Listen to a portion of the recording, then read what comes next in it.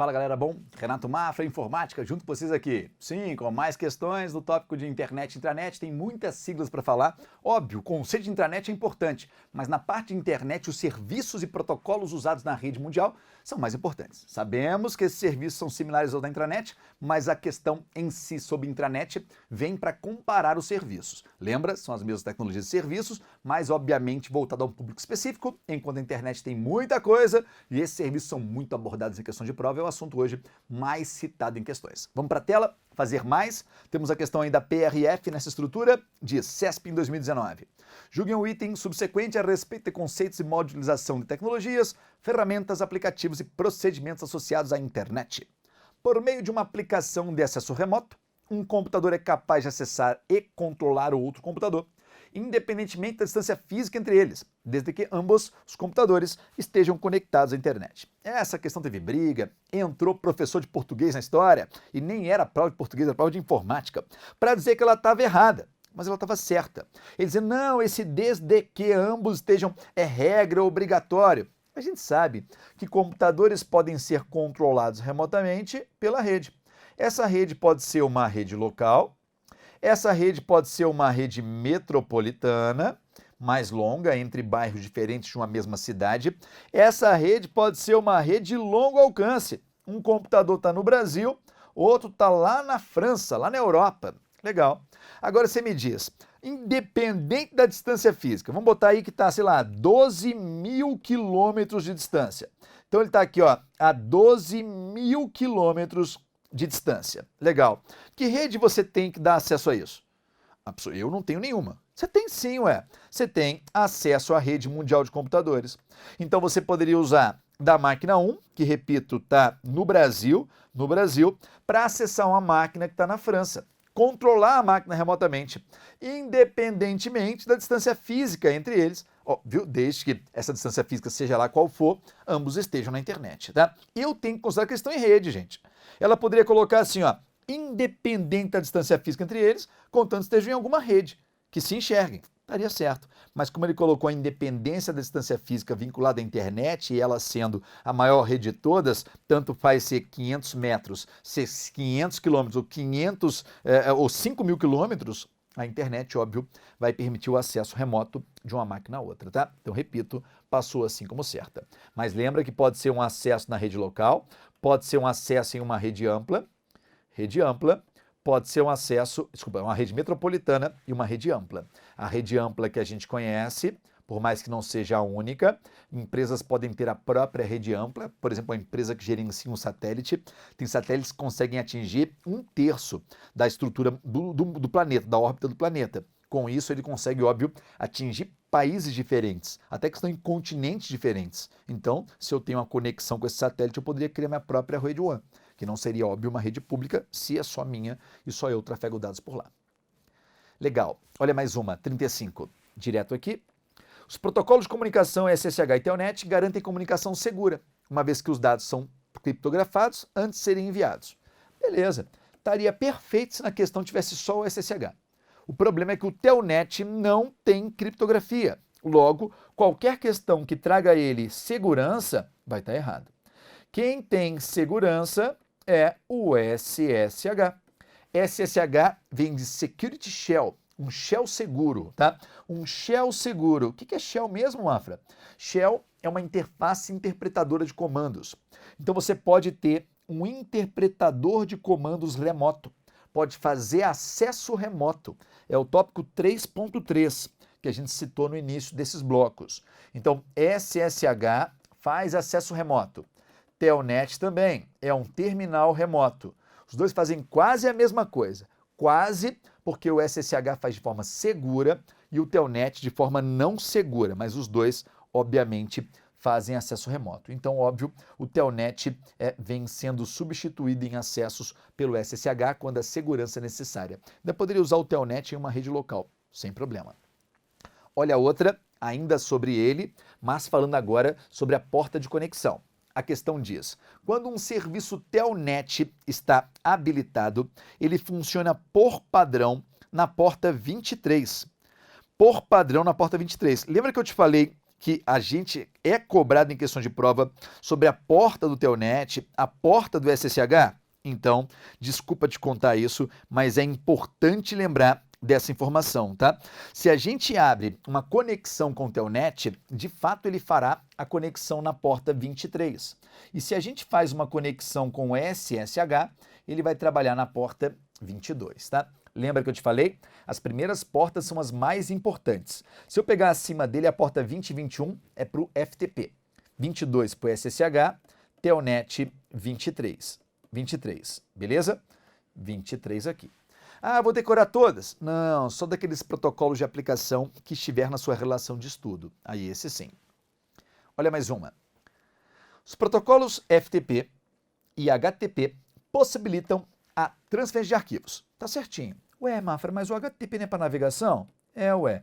Mas se você entra num site www.adelante.net.br, legal. Pode ter lá no site clique aqui e faça download do edital organizado, estruturado, para que você tenha uma organização melhor do seu estudo. Legal. Você clica e baixa aquela informação para o seu computador. Você faz o download, baixou a informação. Necessariamente, só porque você clicou, esse protocolo HTTP mudou para outro protocolo para ele poder baixar o arquivo? Coisa nenhuma, é. O próprio HTTP dá conta de baixar o arquivo. Qual é o problema? HTTP transfere hipertexto, também transferindo o arquivo. O próprio hipertexto está indo e vindo do servidor para a nossa máquina, da nossa máquina, quando eu preencho o formulário, por exemplo, para o servidor. Não tem nenhum problema. Ele permite o download e o upload. E o FTP? Também, ó. Se eu botar ftp://ftp.unb.br, por exemplo. Aqui continua sendo uma URL, mas agora eu não vou entrar num servidor de páginas, e sim em um servidor de arquivos. E o que é o FTP mesmo, Mafra? Protocolo para transferência de arquivos. Ué, arquivo com F? É, porque é em inglês, né? File Transfer Protocol. Então tá certa a informação, os dois transferem arquivos, permitem, possibilitam a transferência de arquivos. Legal. Diferentemente do HTTP, o protocolo de transferência de arquivos FTP utiliza duas conexões paralelas em portas distintas com o servidor. Uma porta para conexão de controle e a outra para conexão que viabiliza a transferência de dados. Perfeita informação. Ele trabalha com a porta 20 e com a porta 21. A porta 20 para transferência dos dados, 20 entregar. E a porta 21 para controle da conexão. Perfeita informação. Caraca, que nojento é a banca. E a gente se prepara para o pior. Espera sempre o melhor e acerta o que vier. Beleza? Mais força. Polícia Federal, Papa Fox, CESP diz. A empresa tem unidades físicas localizadas em diferentes capitais do Brasil, cada uma delas com uma rede local, além de uma rede que integra a comunicação entre as unidades. Essa rede de integração facilita a centralização do serviço de e-mail, que é compartilhado para todas as unidades da empresa, e outros sistemas de informação. Tendo como referência inicial as informações apresentadas, julguem o item subsecutivo. Legal. Deixa eu desenhar rapidinho isso. A empresa tem uma sede, não é isso que ele falou? Em vez dos capitais do Brasil, né? Integra a comunicação. Legal. Ela tem uma rede que integra a comunicação. Rede de integração facilita a centralização do e-mail. Então o e-mail está centralizado nesse servidor aqui. É o que ele diz, tá? A rede compartilha para todas as unidades da empresa as informações daqui. Então ele vai distribuir para as outras máquinas aqui, ó. Filial 1, distribuir. Filial 2, filial 3, filial 4 e assim por diante. Legal. Está transmitindo e-mail para todas as filiais. Aí aqui, desse servidor, vão ter as máquinas clientes que vão receber a informação transmitida de cada servidor desse. Vamos ler lá o item, que o item são só essas duas linhas finais aqui. SMTP é o protocolo utilizado para envio e recebimento de e-mail e opera na camada de aplicação do modelo TCP/IP. Vamos de trás para frente? De fato, ele está na camada de aplicação do TCP/IP. Perfeito. Aí ele diz que trabalha com recebimento e envio. Para quem decora, sua mensagem está partindo, a pessoa está no nível 1, isso aqui, né? Quem decora que o protocolo SMTP tem que ser lembrado assim, perderia essa questão por não saber que ele também recebe. Ué, como assim? Eu aprendi, professor, sua mensagem está partindo. Tá, vamos evoluir, vamos aprender de outro jeito? Pensa assim, ó. Simple Mail Transfer Protocol. Ai, ficou em inglês. É protocolo para transferência de correio. Protocolo para transferência de correio. Por que você tem que entender assim? Porque a transferência, se eu conseguir escrever, a transferência de correio, ela vai acontecer nos dois sentidos. Ela vai acontecer do servidor 1 mandando para o servidor 2 e o servidor 2 recebendo pelo SMTP. Logo, a questão está certa. A banca não está citando o cliente Gmail. Se ela citasse assim, ó, em um computador do usuário, o software cliente de e-mail, software responsável por gerir e-mail à caixa postal, utiliza o SMTP para enviar e para receber, estava errado, estava errado. Se você falou do cliente de e-mail, da nossa máquina, do nosso programa, esse programa usará o SMTP no sentido único de enviar. Envia para o servidor, para o nosso servidor de e-mail. O nosso servidor de e-mail envia para o servidor de e-mail destinatário também pelo SMTP. Logo, o servidor destinatário olha e diz eu recebi pelo SMTP, porque de fato ele recebeu pelo SMTP. Agora, quando a gente baixar a mensagem para nosso computador, se a gente usa um cliente e-mail, ou a gente vai usar o POP ou vai usar o IMAP. Tem gente que fala IMAP. Eu digo, fala do jeito que você quiser, tá? Acertando na prova o que interessa. POP pode vir com o número 3, IMAP pode vir com o número 4. Se não vier, não tem briga. O 3 e o 4 são as versões. Mas pode vir só POP, Post Office, ou seja, protocolo de correio, e IMAP, protocolo de acesso a mensagens de internet, tá? Repito, pode vir sem o número. Então lembra, falou do cliente de e-mail, SMTP só envia. Entre os servidores, e foi o que a banca citou aqui, a empresa tem redes. A rede dela está distribuída e centraliza a comunicação, o serviço de e-mail, que compartilha para outras instituições. Então, o envio e o recebimento entre os servidores será feito pelo SMTP. Beleza? Mas, olha do IMAP aqui a questão. Mensagens baixadas por meio da utilização do protocolo IMAP não são apagadas automaticamente do servidor, devido ao fato desse protocolo disponibilizar ao usuário mecanismos adicionais para manipular caixas de correio e suas mensagens diretamente do servidor. Legal, tá certo. O IMAP é mais moderno do que o POP. O IMAP, quando estabelece uma conexão com o servidor, ele simplesmente sincroniza o conteúdo que está no servidor para que ele apareça na máquina do usuário. E o acesso é feito remotamente. Você está vendo as mensagens aqui, quando na prática elas estão no servidor, remotamente acessíveis por meio do servidor. O IMAP faz isso. Se fosse um e-mail configurado com POP, o POP iria ao servidor, iria verificar quantas mensagens tem, baixaria as mensagens para a máquina, armazenando a mensagem e zerando o servidor. O protocolo POP, por padrão, ele apaga as mensagens do servidor. Ai, mas isso é um problema, eu não quero apagar as mensagens. Legal. Na configuração, marca a opção deixar cópia. Ah, mas o IMAP também é ruim, porque eu tento ler as mensagens offline e não consigo. A não ser que você não marque as opções. Você pode marcar lá no IMAP a opção permitir acesso offline. Aí você determina o período, o prazo que a mensagem vai ficar offline disponível no seu gerenciador de e-mail. Mafra, qual que é melhor hoje em dia? Na minha opinião, melhor é o IMAP. Primeiro, porque é mais moderno.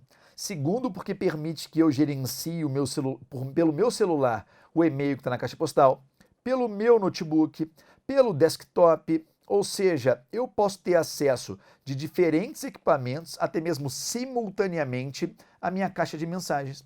Se eu usasse o POP e usasse vários dispositivos simultâneos, daria briga. Porque como ele não sincroniza as cópias, eu apagaria de um, não viria no outro que eu apaguei. Eu iria ler de um, não saberia no outro que eu apaguei. O POP faria uma bagunça. O POP só é legal se eu tiver pouca possibilidade de acessar a internet. Exemplo, eu moro num lugar muito longe da conexão internet mais próxima e de tempos em tempos eu vou para a cidade. Baixo as mensagens no meu computador e eu vou carregar a mensagem inteira aqui. Então, se eu carregar a mensagem inteira aqui, depois eu posso ver a mensagem e os anexos sem nenhuma conexão. Aí é legal usar o POP. já que eu não vou ter conexão àquele tempo, para estabelecer esse espelho de sincronismo entre o IMAP e entre o servidor. Então aí foi legal ter o POP. Tirando isso, se eu estou habitualmente conectado à internet e hoje em dia a galera fica na internet muito tempo, então basicamente o IMAP é mais legal, porque eu sincronizo cópias entre diferentes dispositivos. Vamos mais, força! Por meio de programas de correio eletrônico, denominados webmails, os usuários podem acessar suas contas a partir de computadores com acesso à internet. Legal, ele falou que é necessário ter internet para usar o programa webmail. Alguns brigariam com a questão e diriam: ai, mas o webmail não é um programa de correio eletrônico. Eu digo, é sim. Só que se você lembrar que o webmail é um programa, não vincule ele com um programa cliente. Quando falarem para você, um programa cliente, você vai pensar em um programa que está instalado no cliente. O webmail não está instalado no cliente, você não instala o webmail na sua máquina, você instala um programa cliente. Oxi, qual programa cliente é esse, Mafra? Pode ser, por exemplo, o Microsoft Outlook, programa gerenciador de e-mail que vem junto com o pacote Office. Além, não todas as versões, mas em várias versões do pacote Office. Pode ser o Mozilla Thunderbird, que também é um gerenciador de e-mail. Eles não são webmails. E o webmail fica onde? No servidor. O webmail é um programa web que fica no servidor. Como é que eu acesso esse servidor aí? Pode ser pela internet, não pode? Para acessar, por exemplo, vou usar um programa que acessa ele por meio da página. Que programa é esse, Mafra? É o navegador. Não é o navegador que me dá acesso às páginas?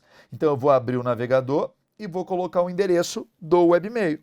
Por exemplo, http://www.gmail.com. Aí o Gmail vai me dar acesso ao programa de e-mail do Gmail. E como é que se chama esse programa de e-mail do Gmail? Chama-se Webmail.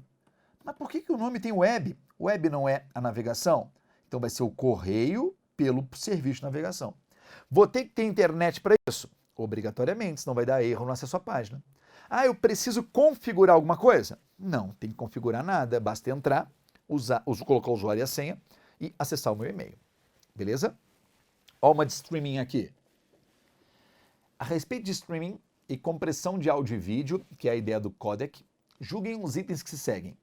Streaming é uma forma de distribuir informações multimídia em uma rede por meio de pacotes, o que torna o download mais leve e rápido, possibilitando assim a audição e visualização dos arquivos enquanto o download é executado. Nossa, mole, eu te entreguei isso com a observação que eu fiz anteriormente. Em português, streaming é fluxo de mídia, tá? A galera tem, obviamente, alguns, né, tem o hábito de tratar o termo em inglês, porque fica mais bonito, né? Vou fazer uma streaming pelo YouTube. Legal, vai fazer um fluxo de mídia, vai transmitir à medida que o download acontece, a informação já permitirá audição e visualização. É uma streaming. Legal. Polícia Federal, CESP, no tópico sobre aplicativos de áudio e vídeo, né? 43. A respeito da utilização de tecnologias, ferramentas, aplicativos e procedimentos associados à internet e intranet, julguem o item. Nas aplicações multimídia, os fluxos de dados podem conter áudio e vídeo e metadados que viabilizam a sincronização de áudio e vídeo. Cada um desses três fluxos pode ser manipulado por diferentes programas, processos ou hardware, mas para que o fluxo de dados de determinada aplicação multimídia sejam qualitativamente otimizados na transmissão ou no armazenamento, eles devem ser encapsulados juntos no formato de container. Você já viu essa, não? Container de arquivos. Será que existe isso? Um container de arquivos? E está perfeitamente certo.